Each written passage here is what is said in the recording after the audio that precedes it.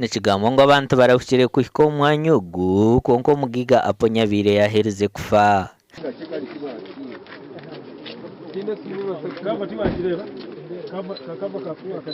Aponye abaire chairman wa NRM mu district ya Rukiga kandi omu motoka yabaire harimu n'omunyabuzaare we Joshua Karamuzo w'emyaka 36 hamwe na driver we Moses Buyinza Isabirye ow'emyaka 48 kandi aba babiri nibaza omu kyaro ekirikumanywa nka Kyogo omuri muhango omu kuziika driver w'ekitongore kya prison nawe wafeeriire omuri Butandu orwa kashatu. Iyo mondi niyo yakoze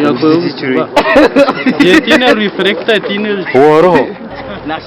twashanga nora tuzama tukwasa ngai bakwasa hari abantu babiri wa Aponye oyabyamya wenyuma ya driver twamweba twamamuteka hari Aponye yarasi yachana byamo Omuri Samson Kasasiro ry'omugambirizi wa polisi omuri region yahamya Butandu egi kandi yagira ngo abatungira obutwa bihirweyo batwarwa mu irwariro rya Mbarara Regional Referral Hospital okutunga obujanjabi. Oburgo bwa accident egi burikire motoka UBF 3 kashare Z ekika kya Land Cruiser ebene Agacencwire za Mbarara taho motoka ebeferira muhanda yekika kya Fuso registration number UAZ kushanjo kukagana mushanjo kasharedi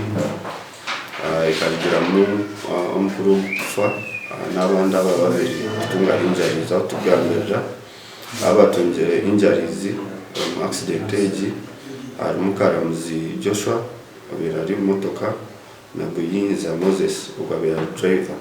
atugambira bari Mbarara Regional Referral Hospital bari batungira obujanjabi. Twahika omu irwariro ya Mbarara Regional Referral Hospital bariyo nibajanjabirwa konka twabasa kubatunga habwo kuzibera kamera zitu kandi omugambirizi w'irwariro Hawson Kagure nagira ngo ababiri abembereye baramutimbe munonga kandi abashaho bariyo nibakora ekirikubasika okubahereza obujanjabi oburikwetengesa. aba bantu tubari mu mbera erikwerarikirira ahabwo kuba tubatungire sofa kugerera tests zakozerwe tubatungire maybe injuries z'amani munonga for instance natungo kumanyisa ngo brother wa the late Aponye ogu Joshua Karamuzi brain CT scan yibakozere bashangire erinomo. Nikigambo ngo omubiri gw'omugenzi bwa nyuma yo kugutebekanisa hirwariro ry'Itojo gutwirwa muri Kampala. Kasasira nagira ngo emotoka ya Land Cruiser bagitwara aha polisi yantungamo kandi ye yafuso ekikumirwa omwanya ogw'Obutandu eviremu ahabwa ebintu ebyepakire. Embereji yajemesereza n'abakurukorwa mu kitongore kya Uganda National Roads Authority hamwe na polisi okuhika omwanya ogu kugira bacondoza.